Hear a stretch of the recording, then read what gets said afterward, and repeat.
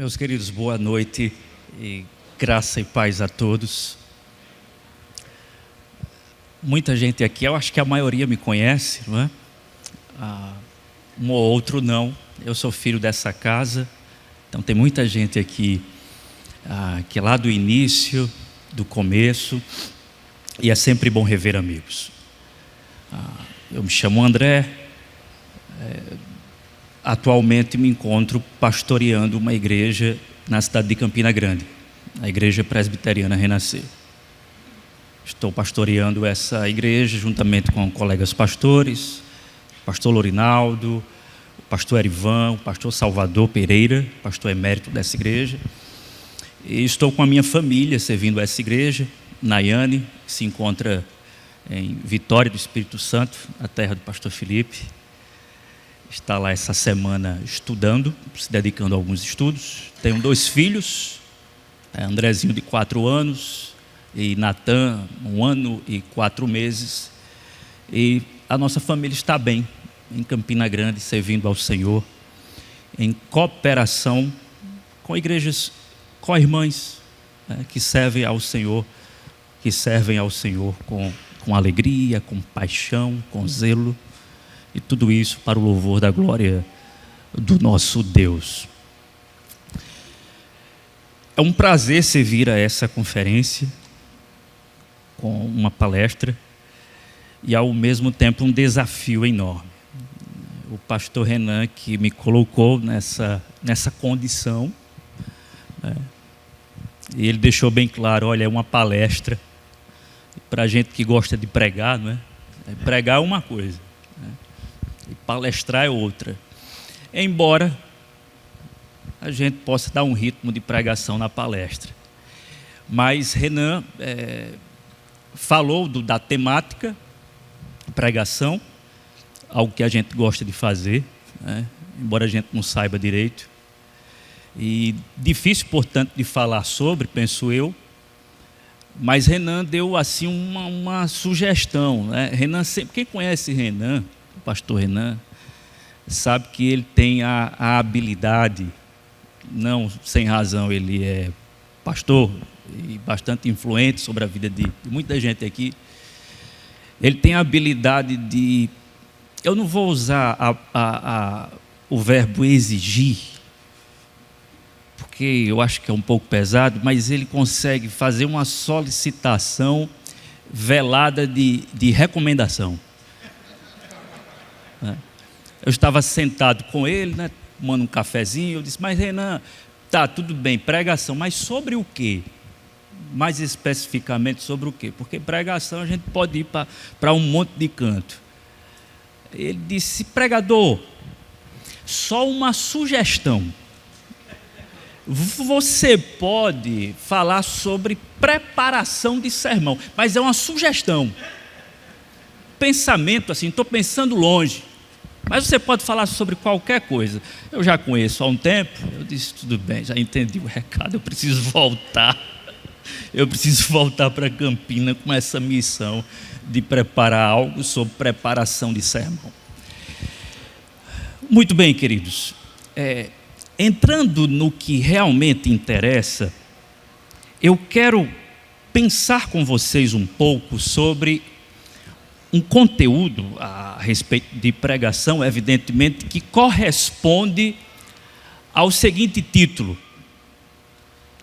o preço da pregação. 2 pontos.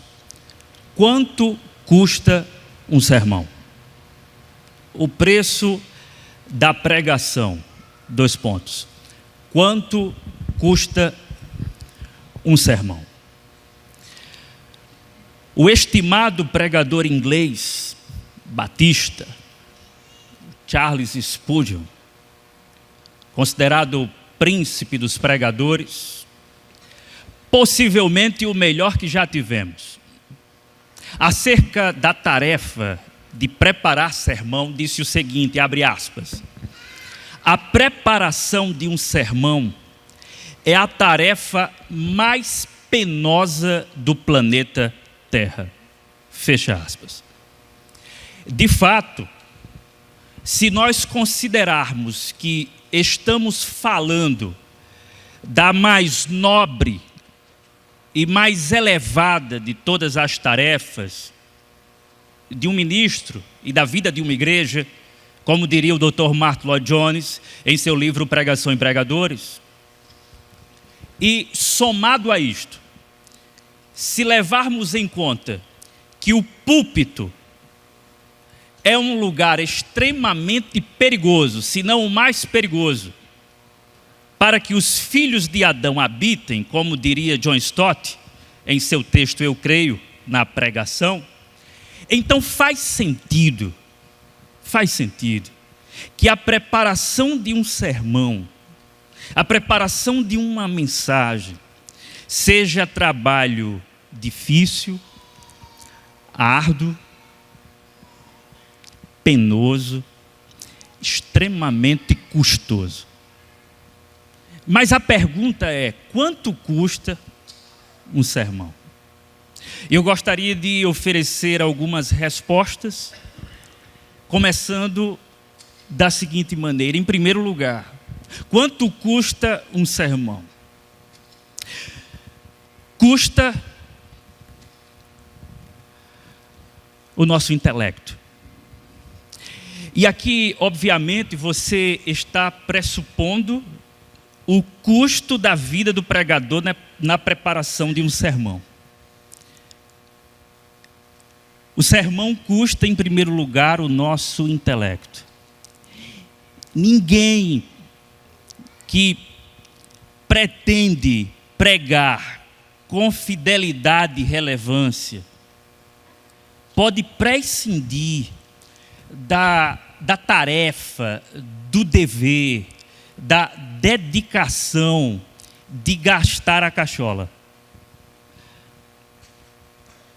É missão precípua do pregador transpirar os seus músculos cerebrais. É preciso usar a mente, é preciso usar o intelecto, e isso é extremamente custoso. O Charles Spurgeon, que já foi citado, ele diria, isso em seu livro Lições aos Meus Alunos, ele diria que, ele usa uma expressão muito forte, é pecado imperdoável subir ao púlpito sem preparo. Por quê? Diria ele, isso é presunção e não dependência do Espírito Santo. E aí então ele vai falar sobre a dedicação intelectual do pregador. Mas para tornar a coisa mais didática sobre esse custo intelectual, eu gostaria de apresentar um gráfico, um desenho aqui, de alguns passos que são necessários para que esse custo intelectual esteja, de fato, a serviço da preparação de um sermão. O primeiro passo é a seleção de textos. O segundo passo é o estudo de textos. O terceiro passo é a produção de texto. E o quarto passo é a memorização de texto. Seleção de textos, estudo de textos, produção de texto, texto-sermão, memorização de texto-sermão. E aqui eu começo com o primeiro passo, que não é de só menos importância, como você já deve ter entendido. A seleção de textos. Mesmo que eu seja um pregador expositivo, e aqui eu estou pressupondo isso, um pastor, alguém que está à frente de uma igreja e que decide pregar de maneira fiel e relevante para a sua comunidade e, portanto, escolhe livros inteiros da Bíblia para pregar em sequência. Mesmo que eu seja um pregador expositivo e, portanto, a seleção de textos tenha acontecido, sendo algo então que eu não preciso me preocupar semanalmente, porque eu já sei quais são os textos, eu já separei os comentários, Eu já separei os comentários exegéticos mais técnicos, que eu preciso, e eu já separei os comentários que são mais pastorais, que possuem mais aplicação. Eu já tenho esses textos, além de outros textos que vão incorporar o meu sermão. Eu já tenho essa base. Contudo, uma vez que eu estou numa sequência, cada texto, cada parágrafo, cada perícope vai exigir da mente do pregador algo mais. Como já disse Tim Keller, em seu livro sobre pregação, você lê uma dúzia de livros e percebe que há muito mais. Então eu já fiz a seleção prévia de textos, eu já tenho os textos, mas à medida que eu avanço, olhando para os textos, e olhando mais especificamente para o texto que me cabe para o próximo domingo, eu preciso fazer a seleção de texto ou uma nova seleção de textos. Por quê? Porque eu preciso responder a uma pergunta básica. Como eu devo investir o meu tempo limitadíssimo na preparação de um sermão? Ora, você é pastor de uma igreja, você não vive de sermão, ou da produção de sermão, você tem outras atividades, você tem a família para cuidar, você tem a família para pastorear em primeiro lugar. Eu cheguei já no final, mas eu peguei. Você tem visita a ser feita, um monte de responsabilidade administrativa, então você não tem todo o tempo do mundo para ler. Ou para ler tudo o que deseja. Então eu preciso afunilar o escopo. E eu preciso saber o que eu vou ler. E se é necessário acrescentar algum texto que eu diga, esse texto aqui cabe nesse texto bíblico que eu estou me debruçando no estudo dele, então eu preciso passar a ler esse texto. Então a seleção de texto é muito importante, até para que eu não fique durante a semana divagando e perdendo tempo com as possibilidades infinitas que eu tenho para a produção daquele texto, uma vez que há uma gama infindável de textos, de obras, que podem nos servir para aquele respectivo sermão.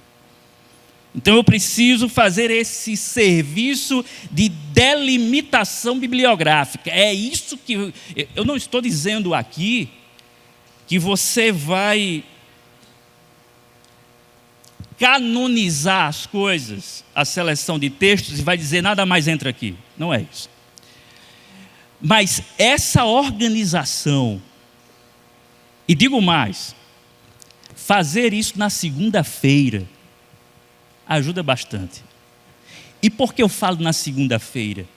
Porque a gente, às vezes, e aí, claro, cada um na sua realidade, cada um dentro do seu contexto. Eu não posso colocar isso como sendo uma experiência de todo mundo. Mas às vezes a gente tem aquela ideia de a segunda-feira como dia da folga pastoral. Não tem folga pastoral. É mito, isso é um mito. Eu estou tentando colocar na sexta-feira. Eu preciso de um dia, a gente precisa de um dia. Mas na segunda não. A segunda não dá. Primeiro porque você está tentando se recuperar da ressaca na segunda-feira, da ressaca do domingo. E você está pensando no sermão do próximo domingo. A segunda não dá. Não tem como você criar um hiato, um vácuo. Eu vou relaxar aqui. Não vai. E o que é que eu tenho feito que tem me ajudado? Eu tenho ido para a minha igreja, tenho conversado com presbíteros pela manhã e à tarde tenho feito a seleção de textos. E tenho deixado alguns rabiscos lá para terça-feira. E aí eu começo terça. Se eu terminar na quinta, ótimo. O que é muito improvável. Mas a sexta é um dia ótimo para a gente descansar. Mas o meu ponto aqui é seleção de textos. Isso precisa acontecer.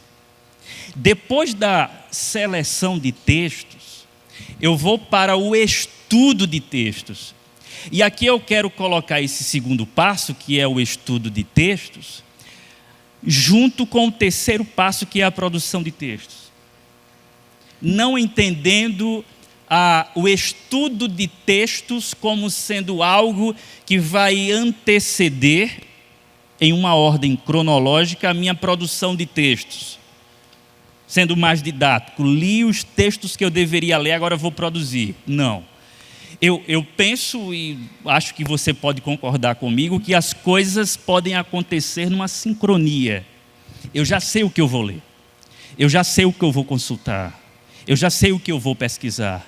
À medida que eu pesquiso e estudo, produzo. À medida que produzo, pesquiso. Então, uma coisa leva a outra. E aí há duas observações que devem ser feitas. Duas palavras que nos ajudam nesse estudo de textos e na produção de textos: exaustão e descanso. Uma pergunta muito comum é: quanto tempo se leva para preparar um sermão? Quanto tempo você gasta na semana? E aí algumas pessoas arriscam, colocando um determinado tempo, algumas horas, criando uma régua de horário, e está tudo certo.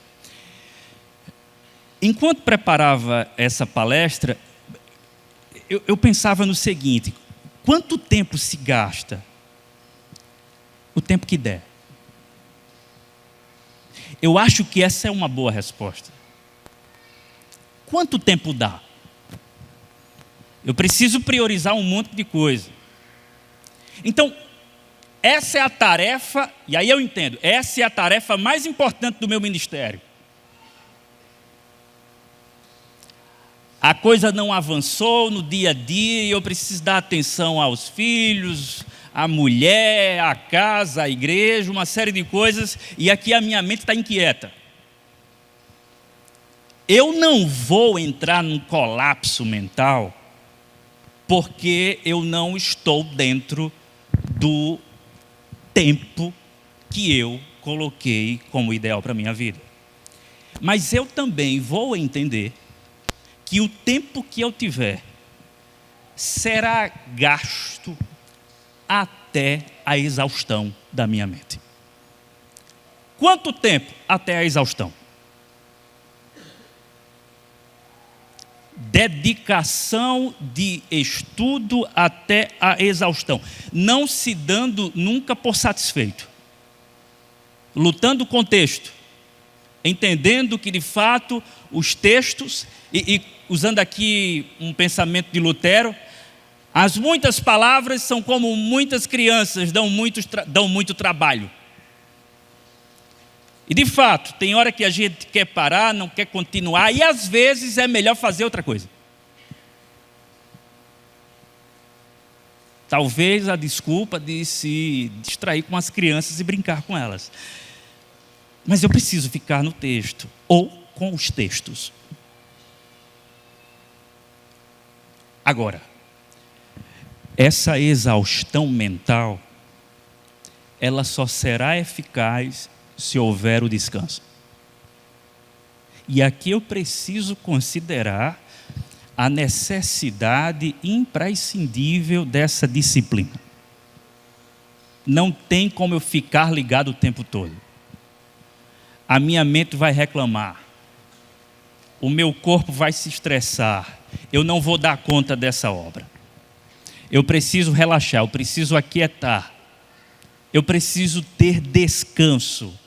Eu preciso, inclusive, entreter a minha mente com alguma coisa, que não o sermão.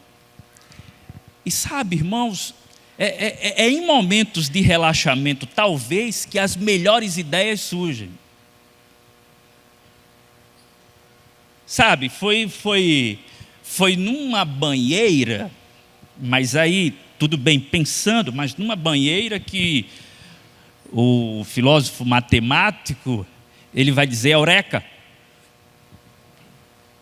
descobri, achei, e aí ele sai correndo com o princípio do deslocamento, está aqui, é isso, não tem nada mais prazeroso do que você descobrir. E essas coisas acontecem geralmente no descanso. Às vezes, quando você está envolvido com o texto, nada fica claro, sabe? Fica tudo muito turvo. E aí, quando você sai daquilo e começa a pensar em outras coisas, você tem uma ideia. E a vontade que você tem é de, se você tem um lugar para isso, e deve ter, é de chegar nesse lugar e de colocar alguma coisa, escrever alguma coisa, digitar alguma coisa e dizer é isso. E sem dúvida, quando se fala na disciplina do descanso, nada supera a importância do sono. Dormir bem. E aí isso me leva a pensar no que Dom Carson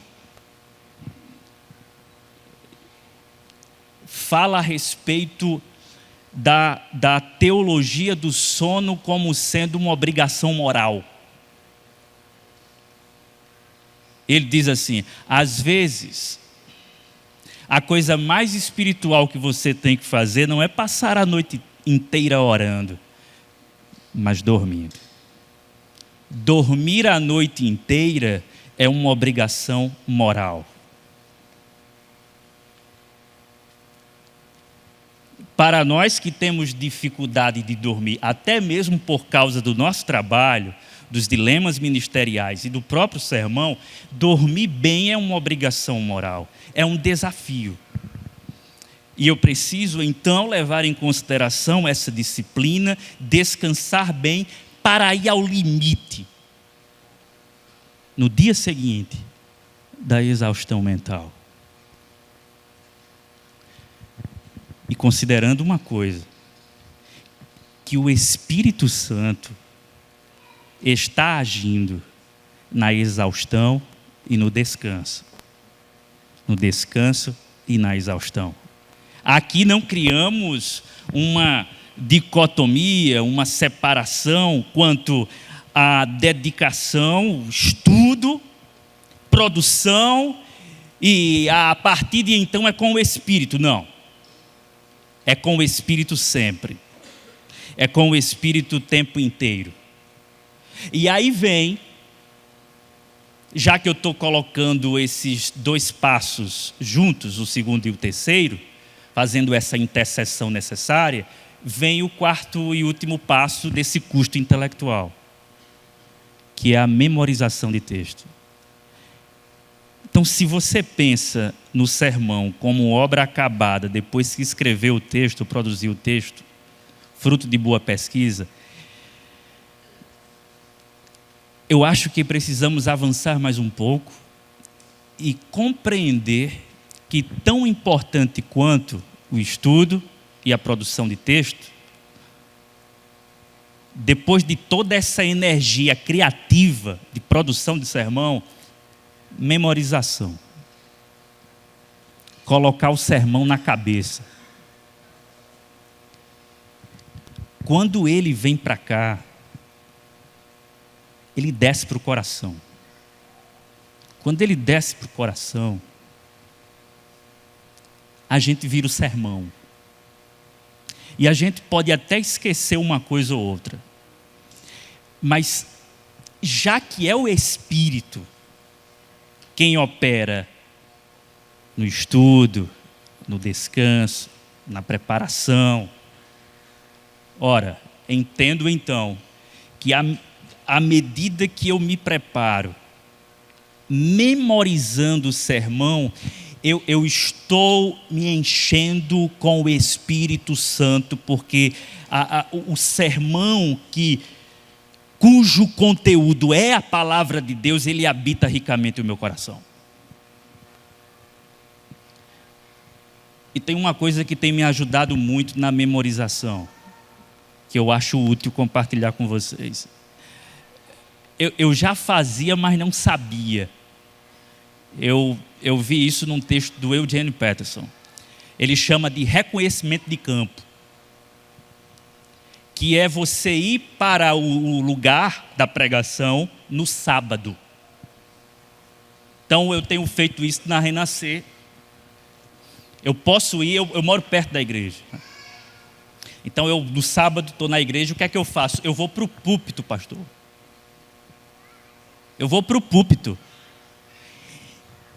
Eu estava no gabinete, estou tentando lá memorizar o sermão, com erros e acertos, essas tentativas. Vou para o púlpito. E aí no púlpito eu começo a visualizar os meus irmãos. A dinâmica é diferente. E aí eu continuo nessa tentativa de acerto, de erro, até me cansar e entender que eu não estou pronto.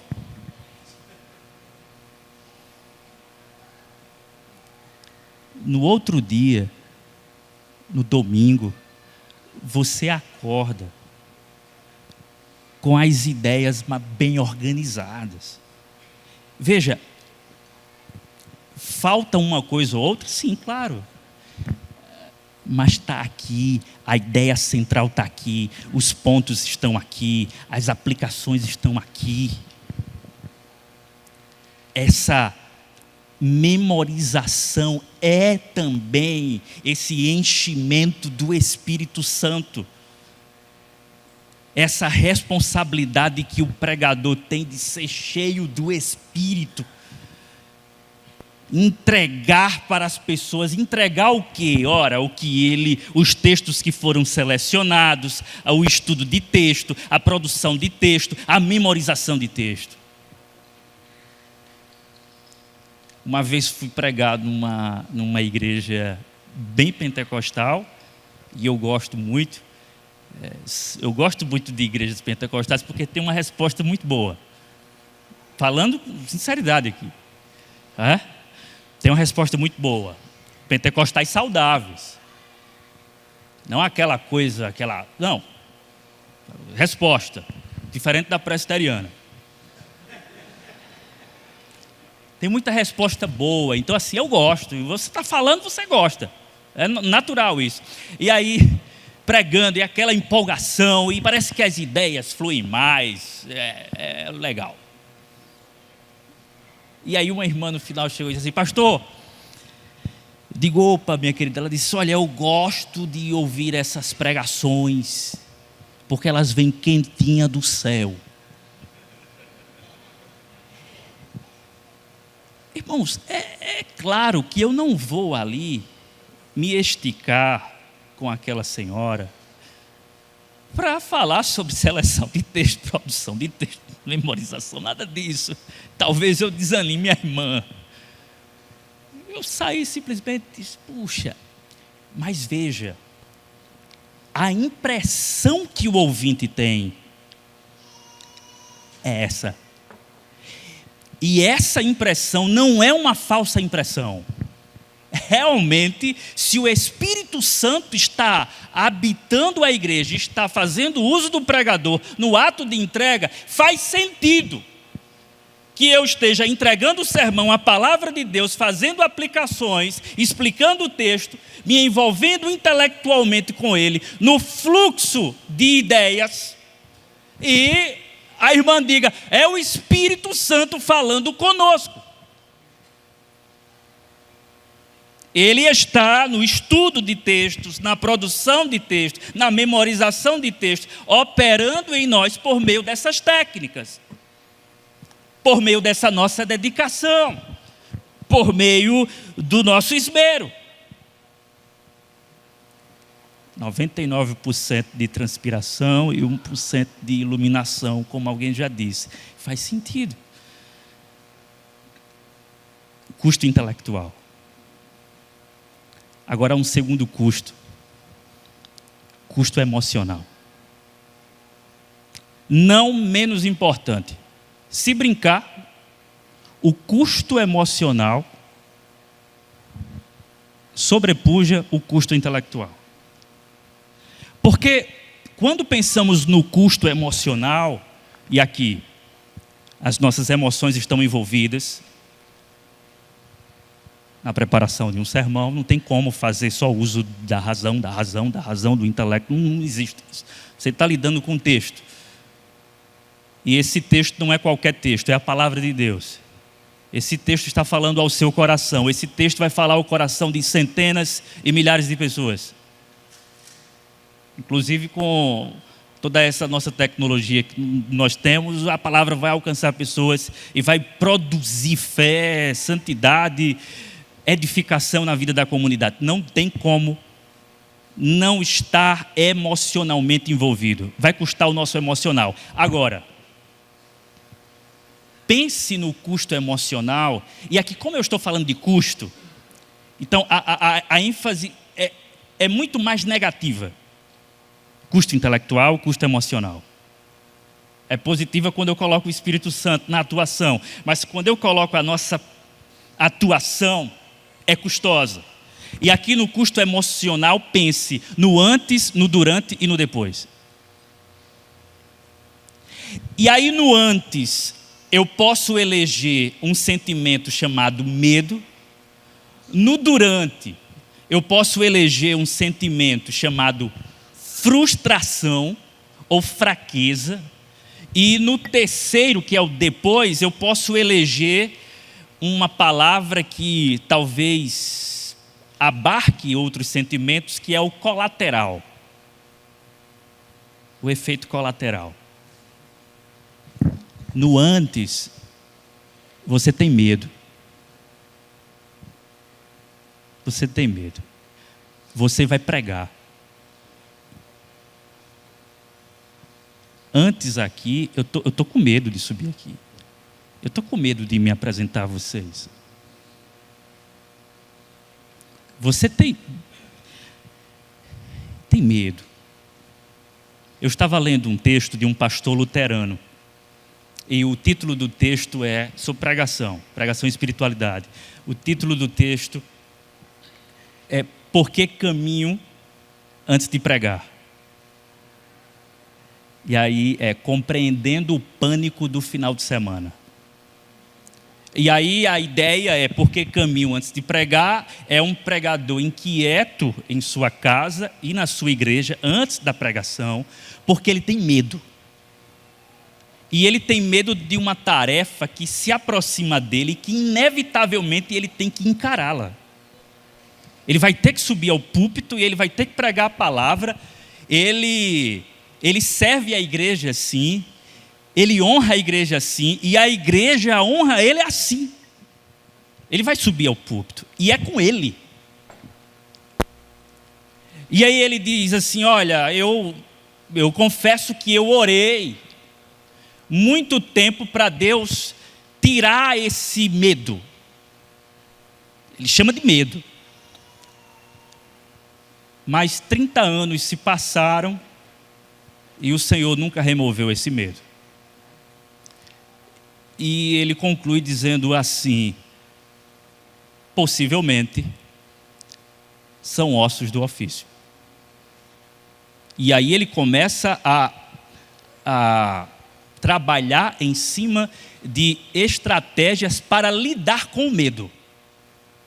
Então ele diz assim, ora, se eu vou trabalhar a minha vida com isso, porque vem a dúvida, segundo ele, eu achei interessante, toda segunda-feira, dizia ele pergunta, por que eu não virei um vendedor de sapato? E aí ele diz, se eu tenho que lidar com isso, eu não vou mais reclamar disso, eu preciso lidar com isso. Eu preciso lidar com o medo. Então o medo faz parte. E esse medo não é um sentimento que é excludente quando relacionado com a fé. E por que não?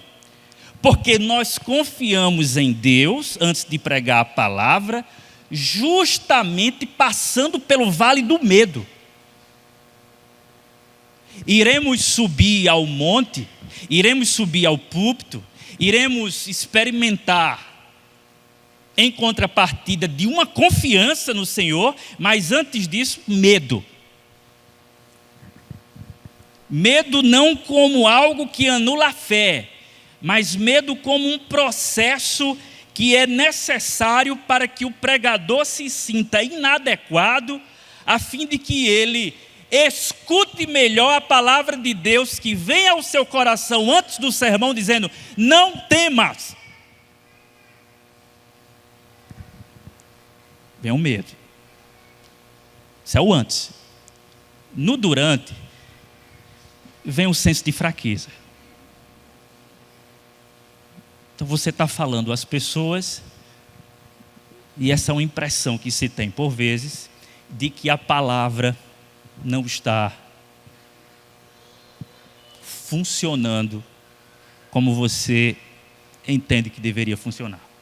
Você olha para as pessoas, ou se você está lendo o seu sermão, você fica com alguma impressão. O Espírito está operando, independente de nós, irmãos. A palavra foi lida, o texto está sendo explicado.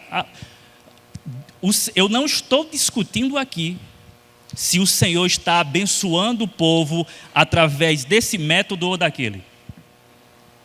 Nunca mais vou esquecer o que disse um professor em sala de aula. Alguns aqui vão lembrar dele, que estudaram com ele, professor Lídio, professor de hermenêutica. E nós estávamos naquela discussão de calvinismo e arminianismo, e uma boa parte calvinista dizendo assim: professor, uma dúvida, como é que o Espírito Santo abençoa uma teologia que possivelmente não é saudável? E aí então, podemos dizer que, à luz do que os calvinistas estão falando, né? Surge a pergunta: qual é o comprometimento que o Espírito Santo tem com os pregadores que pensam diferente? Nunca mais esqueço isso. O professor Lídio pegou um pincel presbiteriano, colocou 1% no quadro e disse: prestem bem atenção, se tiver 1% de palavra, se tiver um texto lido, o Espírito abençoa. A nossa luta aqui é para sermos pregadores fiéis e relevantes, sendo assim um canal de bênção na vida das pessoas. Não se esse método é o melhor, essa não é a questão.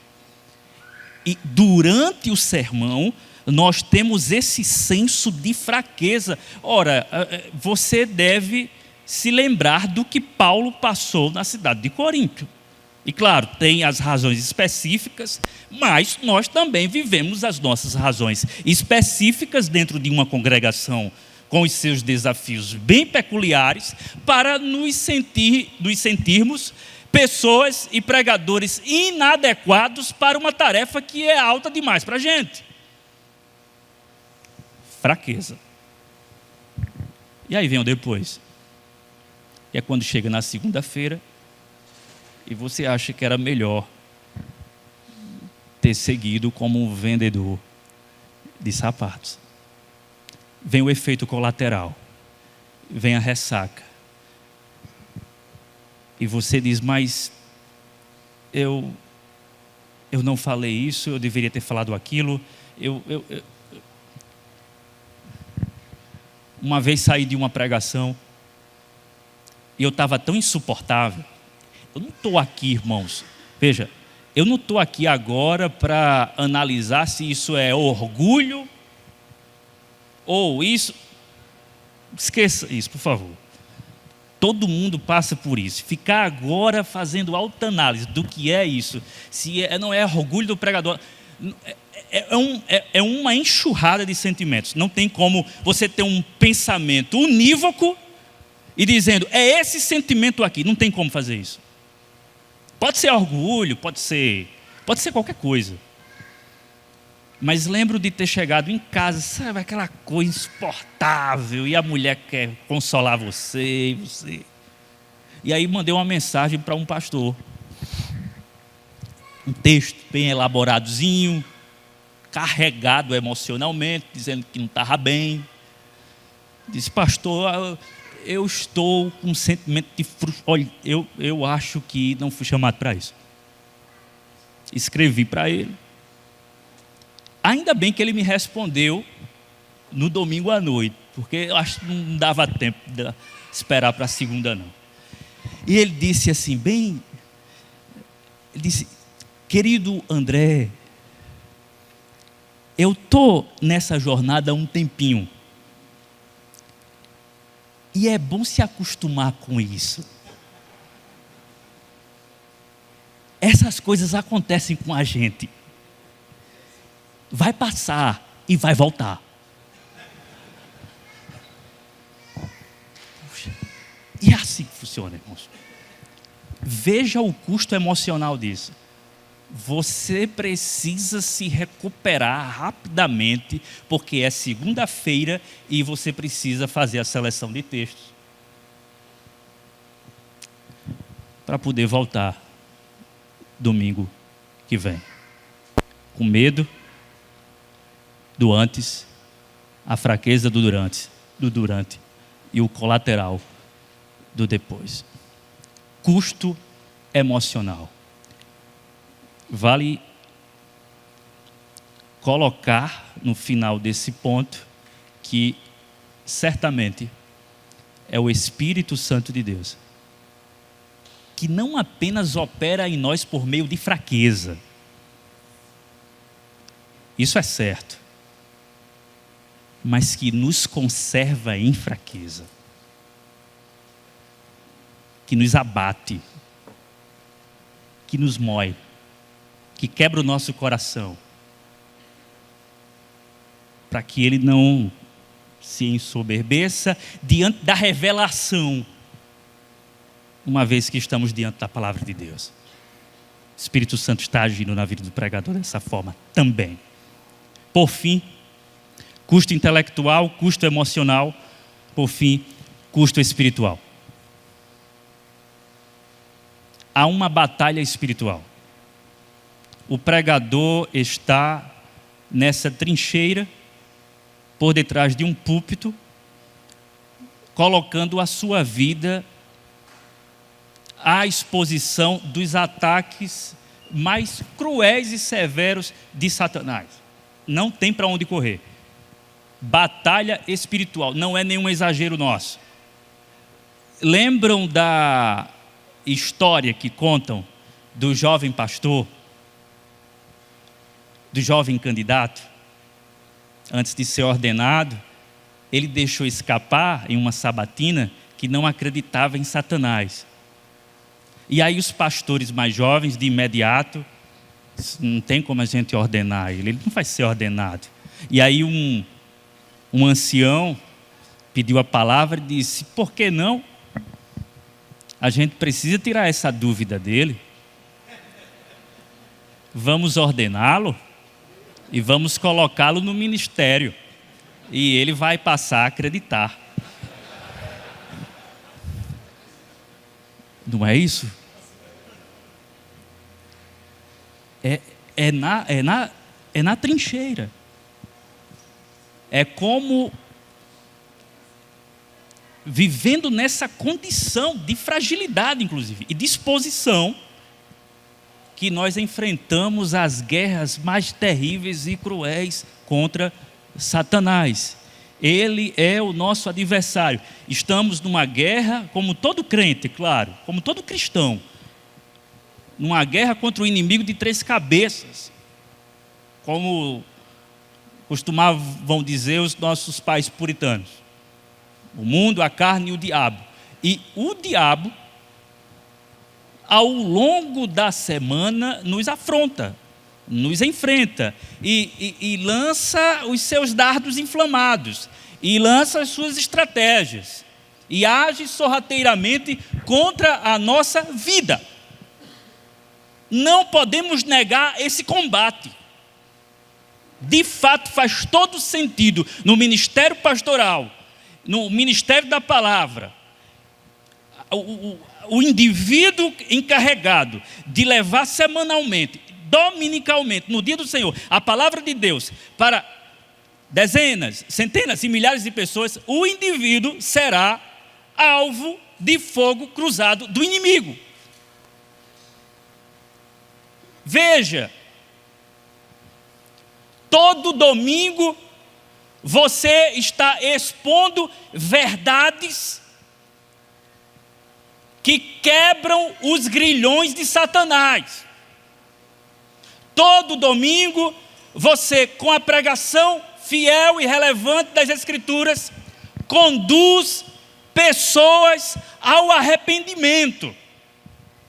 Dominicalmente, expondo o texto, expondo a verdade, elucidando e aplicando, você lança o clarão do Evangelho, de modo que pessoas abandonam seus vícios, pessoas entram em guerra contra os seus ídolos, arrependimento acontece, o homem que estava em guerra com Deus experimenta reconciliação, portanto, não tem como ser diferente, é guerra.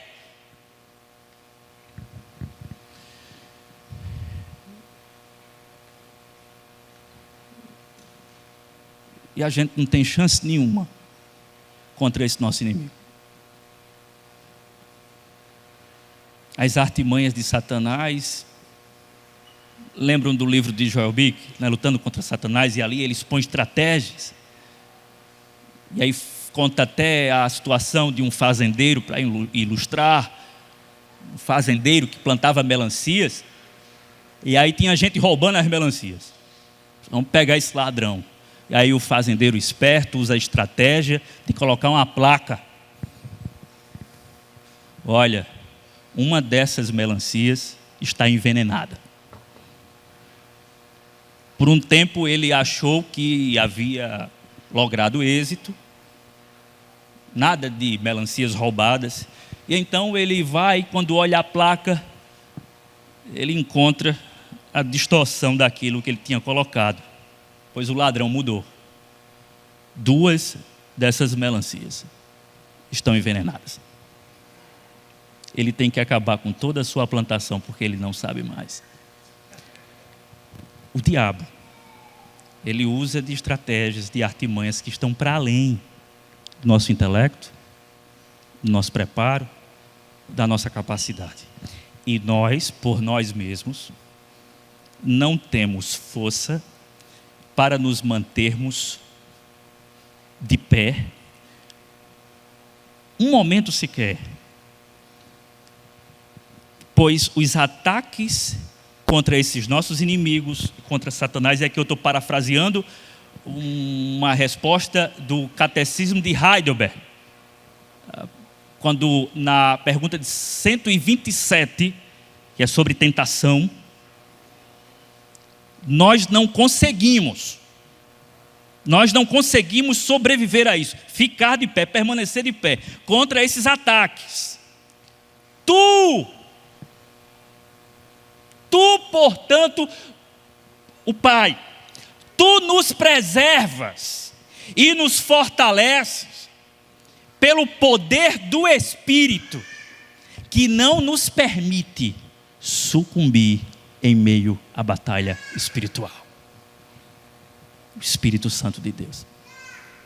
Por causa dele, nós nos mantemos de pé. E é nesse poder, no poder do Espírito, que nós somos animados a voltar ao púlpito e a atacar Satanás com o Evangelho de Cristo Jesus. Quero concluir. Quanto custa um sermão?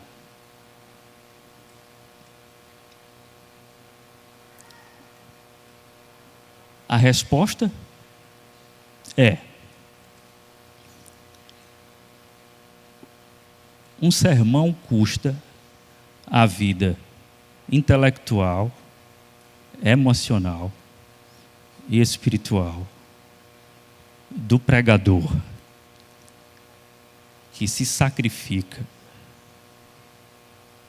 pelo poder do Espírito para apresentar a glória de Deus exibida na face de Cristo por meio da pregação de todo o conselho de Deus? A resposta é longa. E talvez, se Deus me der, e der a você a oportunidade de ir até o final da vida no ministério da palavra, é uma oração que minha mãe faz. Meu filho, eu oro para que Deus lhe mantenha nisso até você ficar com os cabelos brancos. Quero ver você velhinho ministrando a palavra. É possível que, se eu chegar lá, se Deus me preservar e preservar você, a gente possa dizer, encurtando a conversa: quanto custa um sermão? Custa a vida. Custa a nossa vida. Eu sei que é uma palestra, mas a gente ora por palestra também. Vamos pedir ao Senhor que nos ajude. Pai, em resposta a isso, nós queremos prostrar a nossa alma diante de Ti e rogar ainda mais a poderosa ação do Espírito, que através da nossa fraqueza age com salvação, com edificação, com santificação, exortando, animando, consolando, repreendendo, corrigindo o Teu povo, conduzindo até o dia do nosso Senhor e Salvador Jesus Cristo. Faz isso através das nossas vidas. Usa-nos de acordo com a Tua vontade, segundo o Teu poder. Assim oramos, Pai, no nome bendito de Jesus Cristo. Amém.